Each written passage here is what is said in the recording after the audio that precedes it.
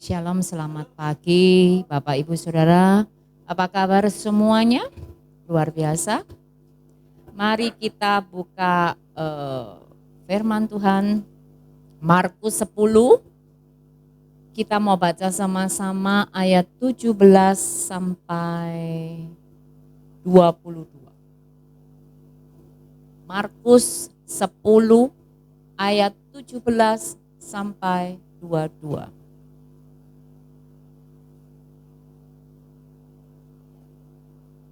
Sudah? Kita baca.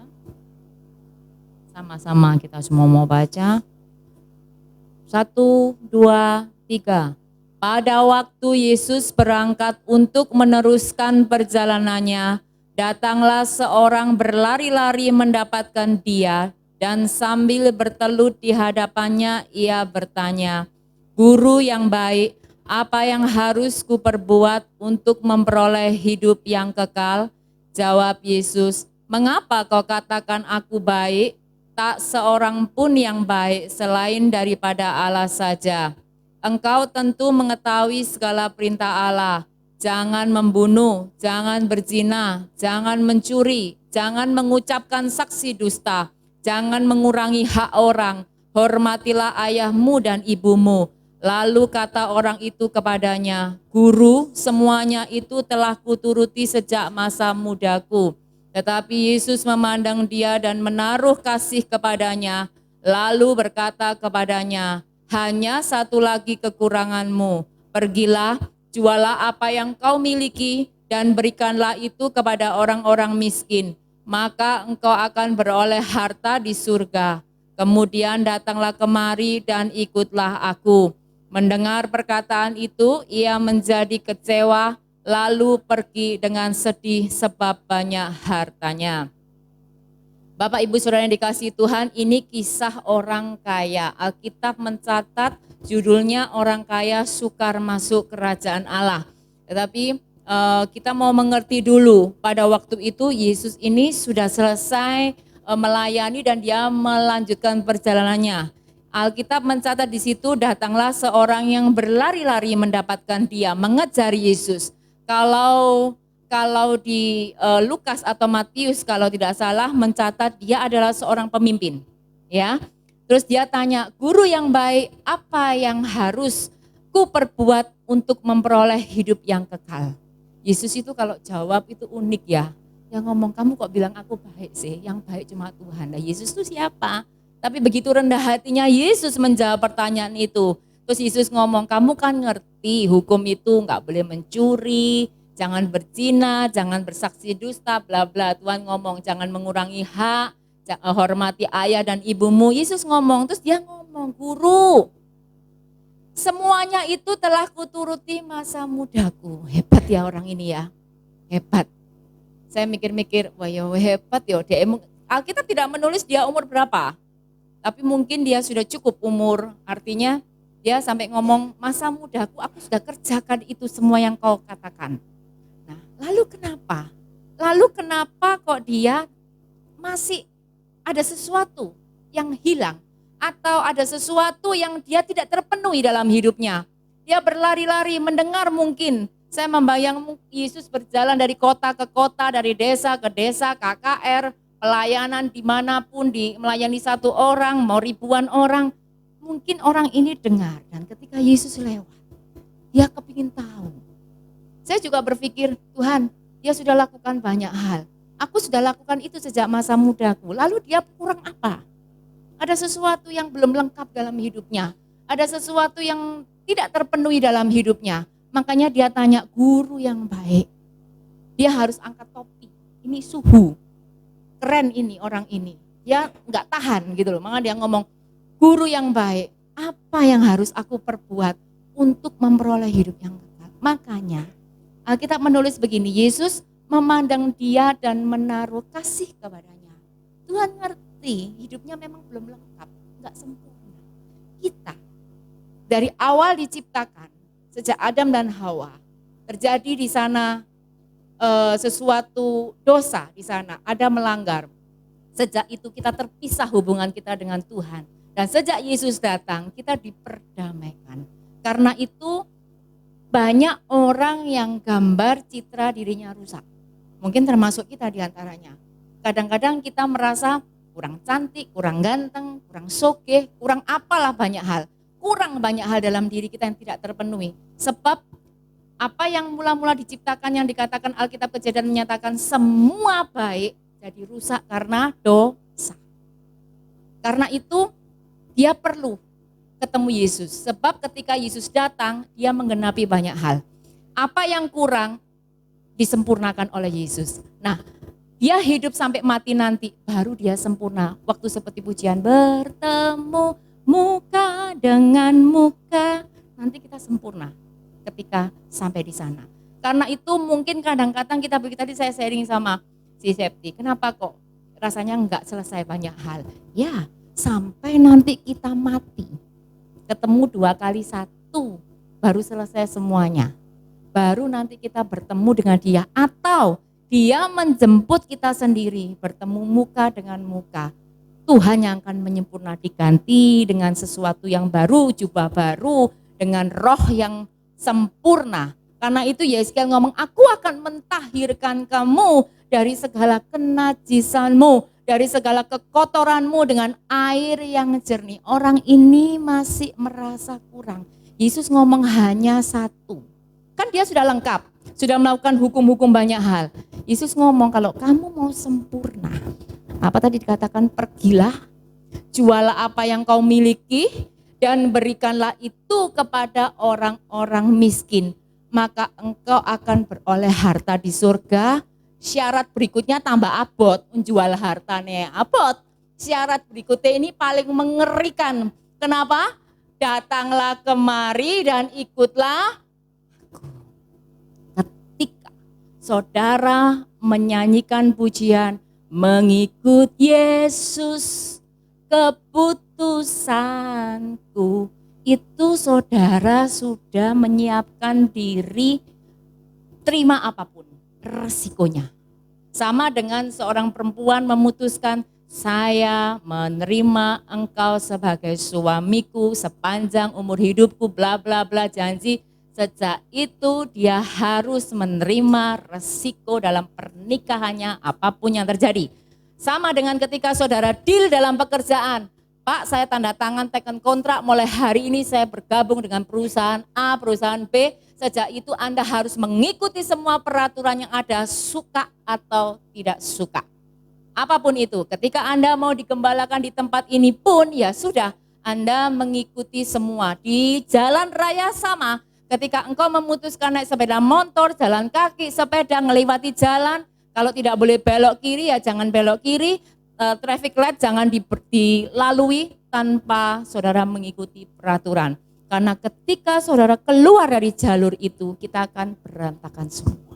Nah, orang ini ketika mendengar perkataan Yesus, menjadi kecewa. Padahal tadi dia gebu-gebu. Tuhan, guru, apa yang harus aku lakukan? Nantang perkara ceritanya gitu ya. Apa yang harus aku lakukan? Karena dia merasa sudah hebat mungkin. Atau dia sudah merasa melakukan A, B, C, D, E dan sampai mungkin Z. Karena itu, tapi kenapa kok hidupnya enggak lengkap ketika dia lihat Yesus? Ada sesuatu yang berbeda dalam diri Yesus yang dia harus kejar dan dia dapatkan di dalam diri Yesus. Yesus ngomong, ya wes nek kono aku sempurna, jual kabeh, bagi-bagi nek orang miskin, lalu datanglah kemari dan ikutlah aku. Ini yang sebenarnya dia nggak punya. Nah, di setiap titik dalam hidup kita, mau ada 1 titik, mau 2 titik, mau 10 titik, di setiap titik dalam hidup kita, pasti masih ada yang bolong, yang perlu diisi oleh Tuhan kita. Termasuk orang ini. Dia sudah lengkap, gak berzina, gak mencuri, gak saksi dusta, hormat bapak ibunya semua. Kenapa dia belum lengkap? Ada sesuatu yang belum dia kerjakan. Masih gandoli hartanya. Titiknya orang ini harta. Nanti titiknya Akan, ngerti Akan? Akan itu salah satu suku Israel, Benyamin kalau nggak salah. Waktu peperangan itu bangsa Israel kan dihukum. Waktu berjuang merebut kota Ai yang kecil, hancur semua Israel. Dia punya satu titik di situ, cinta harta juga. Ndelok emas keleleran sampai dia diusungi, padahal Tuhan ngomong tidak boleh ada orang satu pun yang memungut hasil jarahan. Akan ngiler ndelok emas, ngambil di delikno. Akhirnya karena melanggar perintah Tuhan, hancur itu peperangan. Setiap kita, perhatikan ini ya, setiap kita punya titik-titik kelemahan, punya titik-titik sesuatu yang harus dibereskan sama Tuhan. Nah, dan itu sangat kita eman-eman biasa, sangat kita gandoli biasa nih. Seperti orang ini, dia nggak butuh apapun, tapi karena hartanya banyak, dia nggak bisa harus milih Tuhan atau mamon. Kalau orang bekerja kepada dua hal, pasti salah satu ada yang dikasihi. Alkitab mencatat. Kalau engkau Tuhan dan mamon, cinta Tuhan atau mamon? Cinta uang atau cinta Tuhan? Nanti saudara juga harus memilih banyak hal dalam hidup ini, pilihan-pilihan yang harus saudara prioritaskan, yang harus saudara tetapkan dan pilih dalam hidup ini. Nah, orang ini Alkitab menulis kecewa sebab hartanya banyak. Lalu pergi dengan sedih sebab hartanya banyak. Alkitab tidak menulis lalu dia bertobatkah, dia lakukan hal inikah. Yang ditulis cuma kecewa, pergi, dan dengan sedih. Nah, ini bicara reaksi. Ketika Tuhan mulai bereaksi, mulai masuk dalam kehidupan kita, reaksi kita juga sama. Mau kecewa, mau sedih, mau happy, mau oke Tuhan siap, mau apa saja, itu tergantung dari hati dan mulut kita bicara sama Tuhan. Dan itu menentukan semua nanti titik balik dalam hidupmu. Kita buka dulu di Yosua 13.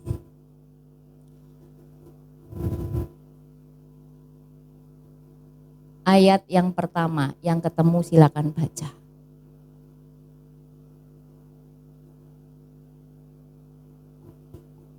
Yuk, Yosua 13 ayat 1. Ayo baca. Yang ketemu? Yosua 13 ayat 1. Ya. Setelah Yosua menjadi tua dan lanjut umurnya, berfirmanlah Tuhan kepadanya, engkau telah tua dan lanjut umur, dan dari negeri ini masih amat banyak yang belum diduduki. Yosua itu kurang suwe opo melok Tuhan. Dia mulai jadi asistennya Musa. Sampai Alkitab nulis setelah Yosua menjadi tua dan lanjut umurnya. Saya lupa Yosua itu umur berapa. Sampai dia sampai tua. Firman Tuhan ngomong apa? Engkau telah tua dan lanjut umur, dan dari negeri ini yang waktu itu Tuhan Allah ngomong, kamu harus seberangi Kanaan dan duduki, dibagi-bagi oleh 12 suku. Alkitab nulis apa ini? Negeri itu masih amat banyak yang belum diduduki. Wes sampai umurnya tua loh, umur piro Yosua? Lupa saya tadi tidak mencari. Demikian juga hidup kita. Banyak yang belum diduduki. Coba kita telusuri dari atas kepala kita. Apakah pikiran ini sudah diduduki oleh kuasa Roh Kudus? Mungkin, oh sudah Bu, sudah. Apakah mata kita sudah diduduki kuasai Roh Kudus, apa dikuasai oleh diri kita sendiri? Turun lagi sampai ke mulut kita. Apalagi sampai pusat kehidupan di hati kita. Nah, orang enggak tahu orang kaya ini begitu hebat. Hatinya menyimpan sesuatu. Kita pun enggak tahu. Waktu kapan saya baca artikelnya Pak Abed tentang motivasi hati. Saya ini ya sudah dapat ini. Cuma saya dapatnya hati yang licik. Hati yang tidak murni. Gitu loh. Waktu itu saya enggak sengaja baca kisahnya Yusuf dan Maria, ibunya Yesus, bapaknya Yesus. Kan si Maria itu hamil dalam pertunangannya mereka, ya toh. Nah, Yusuf itu diam-diam mau menceraikan istrinya, sebab dia tidak mau istrinya malu, kok hamil. Tetapi Roh Kudus mencegah. jangan kamu ceraikan istrimu. Sebab anak yang dikandung itu adalah dari Roh Kudus. Nah, Yusuf itu murni hatinya. Orang murni, orang tulus hati, orang yang nggak punya pikiran apa-apa, transparan. Apa nih orang Jawa ngomong itu bloko suto. Benar ya, Pak? Bloko suto. Ya. Bloko suto. Iku orang transparan, gak duwe eri, istilahnya ya luar dalam sama gitu loh. Tulus, murni. Apakah tidak beresiko orang tulus dan murni? Resiko. Apa resiko paling gede? Dimanfaatkan orang, dibujui orang, difitnah orang, digaya bual-bualan orang banyak. Tapi betapa pentingnya kita menjaga dan menduduki hati ini. Coba lihat dulu di Yeremia 17 ayat 9 dan 10. Sebab orang ini juga hatinya jadi kecewa ketika hatinya melekat kepada harta. Yeremia 17 ayat 9 dan 10. Betapa liciknya hati, lebih licik daripada segala sesuatu. Hatinya sudah membatu, siapakah yang dapat mengetahuinya? Nah, ayat 10, aku Tuhan yang menyelidiki hati, yang menguji batin, untuk memberi balasan kepada setiap orang setimpal dengan tingkah langkahnya, setimpal dengan hasil perbuatannya. Siapakah yang dapat mengetahui? Tidak ada.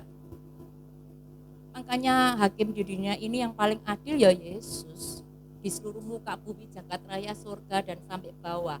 Sebab yang hanya tahu isi hati hanya Tuhan. Kita bisa sembunyi-sembunyi dari suami, istri, anak, orang tua, siapa saja. I'm fine, okay, it's okay, guyang-guyu, enggak ada masalah. Tapi hatinya enggak karuan, pikirannya enggak karuan. Oke, semua iya, seperti orang ini. Oh, guru, aku sudah lakukan ini semua. Yesus kata. Makanya dia lihat dengan kasih. Sakno kamu ini. Mungkin gitu ya bahasa bebasnya. Sakno kowe iki. Kowe kepin sempurna. Dolen. Karena itu yang melekat di hati. Mungkin kita melekat di anak, mungkin kita melekat di pekerjaan, mungkin kita melekat di masa depan, mungkin kita kebingungan juga dengan diri kita sendiri. Ya bisa kan kita khawatir, Bang. Saya waktu sakit saya ini, dokter itu selalu dari jauh sudah ngomong gini, dokter jantung saya.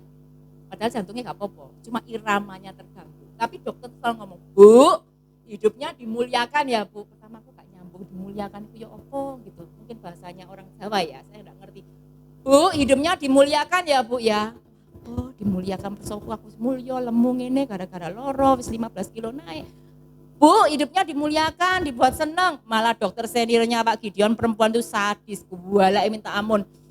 Wis tua senior, dilirik ngene Pak Gideon sampai peti aku dilirik. Soalnya gini, kalau ada masalah jangan dipikir sendiri ya Bu ya. Nanti tiroidnya terganggu. Kalau ada masalah bicarakan, bisa sama ini, bojoku tinggal melirik ngene kok gede sampai aku tertuduh jadi ambek ini boleh atau sama siapa wis ngono dek ngomong ngono ambek galak ngene lho tertuduh rek pikir tak apakno tak aniaya kau bojoku Pak Gideon ya kan seperti itu tidak ada yang tahu. Saudara lihat saya ketawa-ketawa mungkin banyak hal yang saya alami. Saudara pun begitu balik halo Bu Sugeni apa kabar? Oh Yolis apa padahal banyak berkata mungkin Mbak Yuni begitu atau siapa saja saudara sedang mengalami hal itu. Nah, hanya Tuhan yang tahu. Kalau kita masih oke-oke dalam standar hidup normal gini biasa, yang paling ngeri betapa liciknya hati ini licik, bujui kita sendiri. Kita aja enggak tahu diri kita sendiri. Makanya Daud itu ngomong, kemanakah aku dapat pergi menjauhi rohmu Tuhan. Ketika Makanya Daud itu nanti ditawari ya, kalau saudara baca tawari terakhir, di masa akhir hidupnya dia ngomong, wis Tuhan, kalau ono sing sekeren engkau, bahasa bebasnya gitu. Engkau ini maha tahu semua. Ketika dia melakukan dosa bersama Batseba, tak ada yang tahu dia raja. Dia bisa main politik segala hal. Uria ditempatkan di depan supaya mati, semua rapi dia kerjakan. Tuhan yang maha tahu. Nathan datang bawa ngomong perumpamaan, ono kambing mbek domba. Kambing iki sing wis gak duwe tapi dipake. Kira-kira ya opo? Tuhan ini pinter, luar biasa hebatnya. Ajaib cara menyelesaikan. Enggak langsung ngomong, Daud, kamu salah. Enggak, dia ngerti cara menyelesaikan konflik satu orang per satu orang. Yang keras hati, caranya melunakkan hati Tuhan itu ajaib jagonya. Dia cuma ngomong, Mbak Daud enak-enakan, Daud. Iki ono wong koyo ngene iki. Menurut kamu ya apa cara nyelesain? Oh, itu harus dihukum itu Tuhan. Dia dewe tibakno. Gitu loh Tuhan. Daud langsung merendahkan hati. Ini loh Daud, reaksi. Nah, reaksinya orang kaya ini kecewa dan sedih. Daud ketika ditegur merendahkan hati. Ya Tuhan, nangis. Bahkan anak yang dilahirkan oleh Betseba ini mati pun dia ngomong, Tuhan yang ngambil keputusan. Mudah. Tadi ngomong-ngomong sama Septi. Nek ngoniku, Cece tahu nggak reaksi kamu? Tahu Sep, aku menungso biasa jare bapakku mangan tahu tek-tek getine abang. Ngamuk, tahu ngamuk mbek Tuhan ya tahu. Tapi ketika sudah tahu kebenaran, walaupun tidak mudah dilakukan, reaksi kita harus benar. Nek reaksi kita salah, ya gak mari-mari memang. Tapi untuk menuju reaksi benar itu juga tidak mudah. Hanya Roh Kudus yang bisa, makanya itu kita mau baca ayat yang terakhir ini, lihat di Wahyu 3 ayat 20.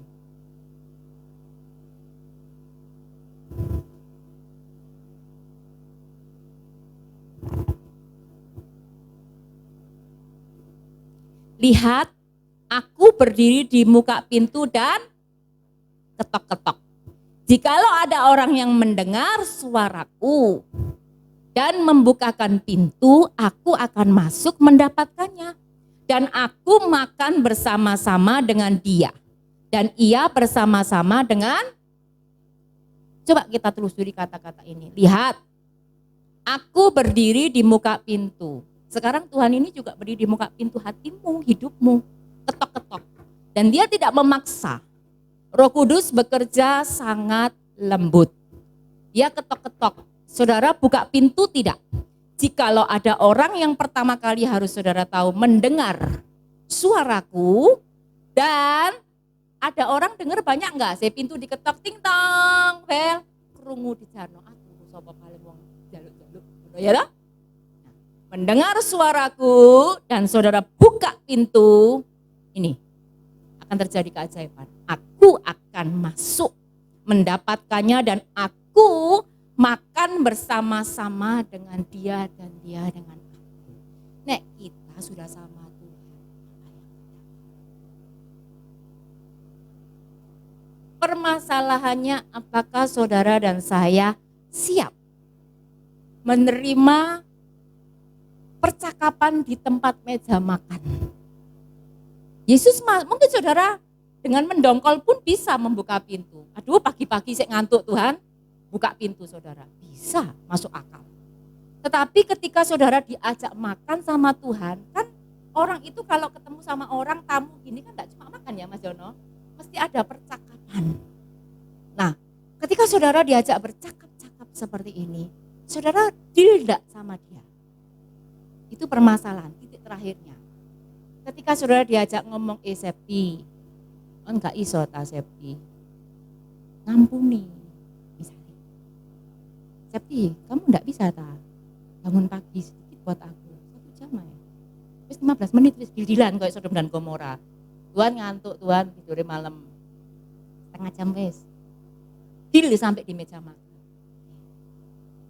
Tidak ada pertengkaran di dalam meja makan, tapi bisa enggak terjadi pertengkaran? Bisa, ngomong enak-enak jadi tukaran toh? Ya toh? Bisa. Nah, disinilah kuncinya. Lihat aku berdiri di muka pintu, ketok-ketok. Sebab Tuhan tahu ada sesuatu yang harus diselesaikan dalam diri kita seperti orang kaya ini.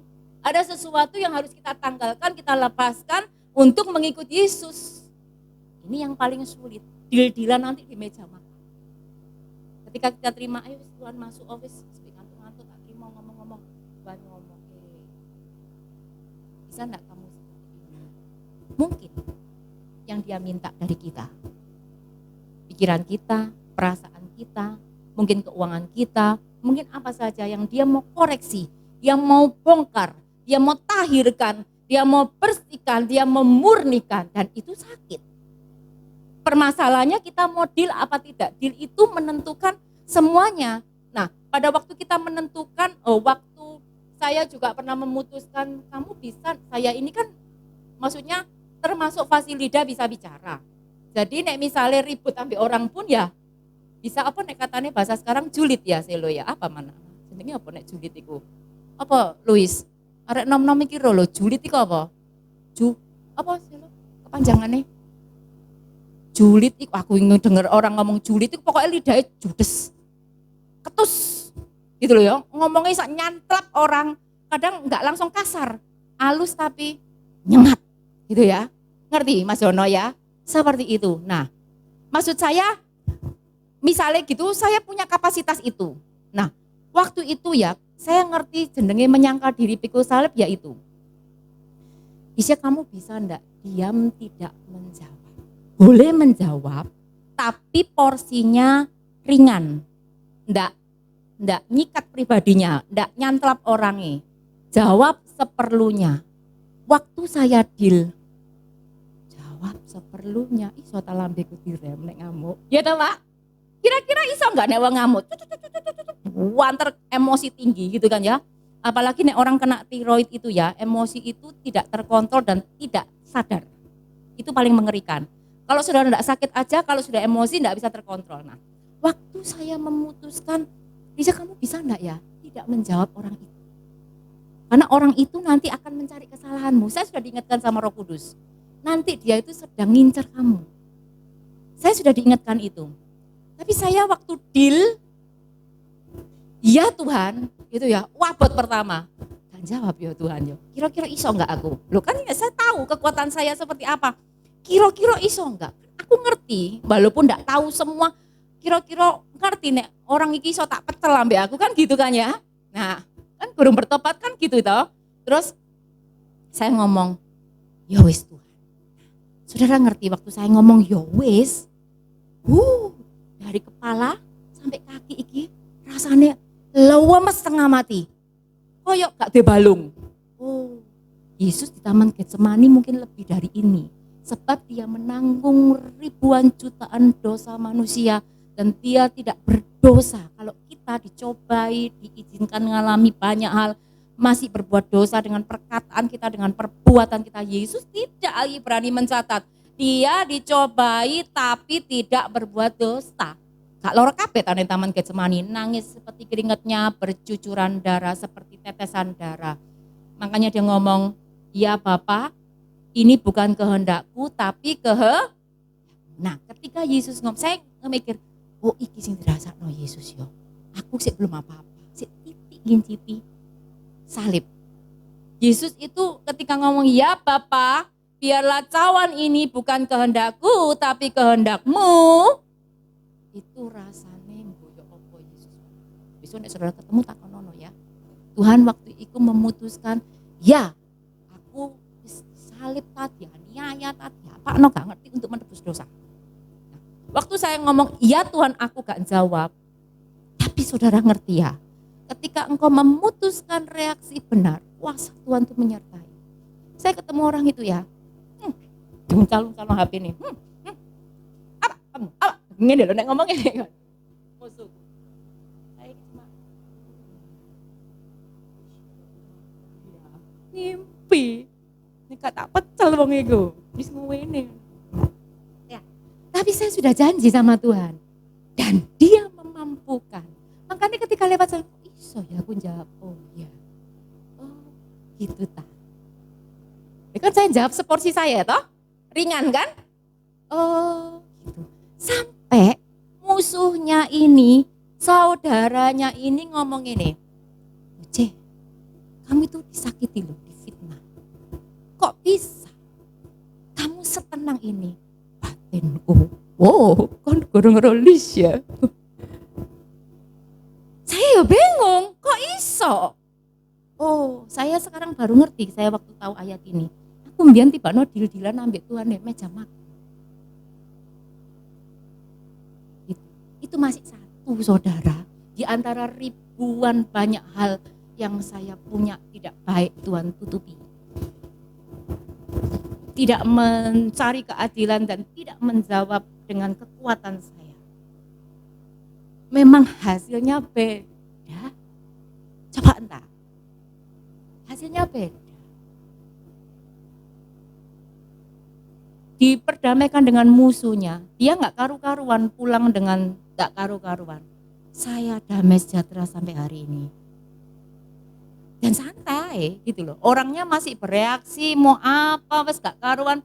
Saya ini cuma bisa guyu, sebab tadi sudah deal-dealan itu, dan kekuatan Tuhan itu ya, saudara tak kasih tahu. Penuh.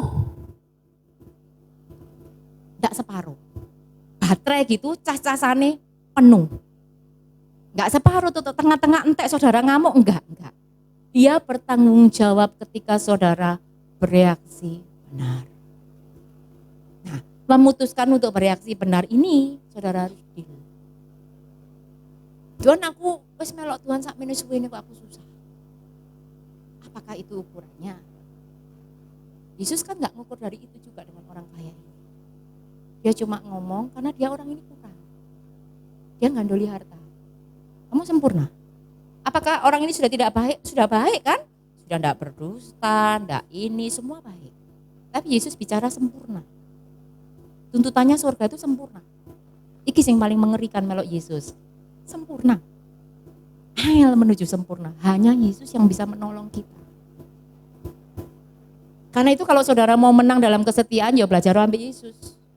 Saudara menang dalam kedisiplinan, ya belajar ambil Yesus. Saudara menang dalam banyak apapun yang sekarang menggandoli saudara, karakter-karakter yang tidak baik, perilaku-perilaku buruk, semua apapun, ya wes belajar ambil Yesus karena Yesus yang menang sudah. Saudara tinggal didilan di meja makan, ketuk-ketuk Tuhan ngomong, berhenti sampai di situ, lakukan A, B, C sesuai firman. Ya wes, saudara minta kekuatan untuk melakukan sesuai firman. Ya, jadi orang kaya ini nggak tahu akhirnya. Itu kemurahan Tuhan, karena Alkitab berikutnya mencatat murid-muridnya resah. Loh Tuhan, kalau gitu siapa yang diselamat no? Yesus ngomong apa? Memang bagi manusia gak mungkin, bagi Allah mungkin. Aku Tuhan yang mengerjakan. Nah, saudara harus ingat tadi Yeremia ngomong, aku penguji hati.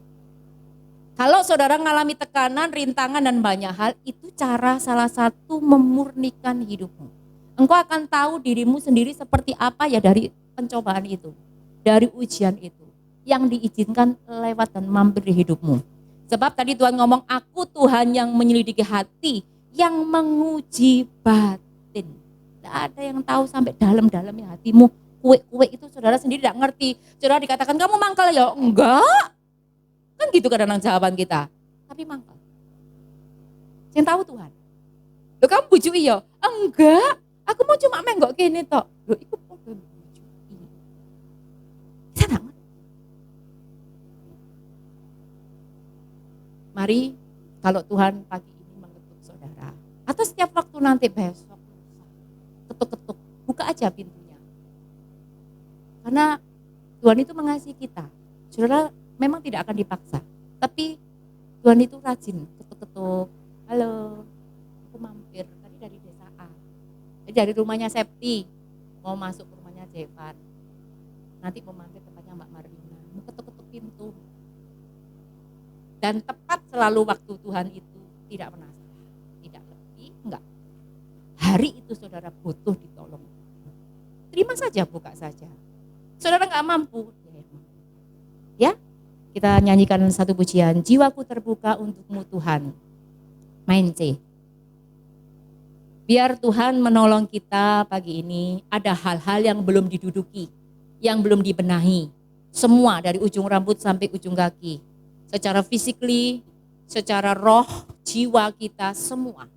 Kiranya kemurahan Tuhan pagi ini menopang kita semua. Jiwaku terbuka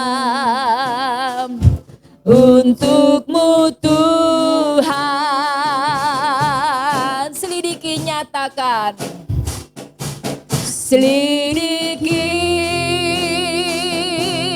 nyatakan segala perkara,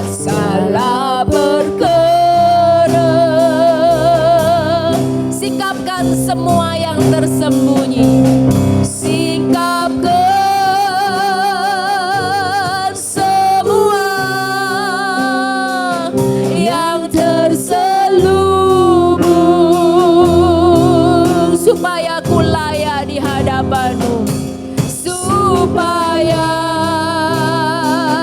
ku layani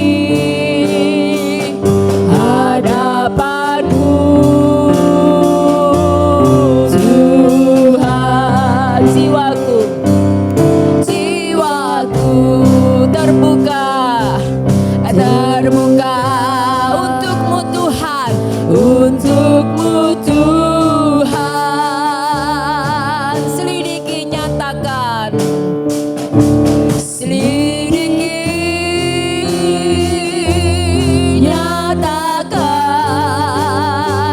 segala perkara, singkapkan semua yang terselubung, singkapkan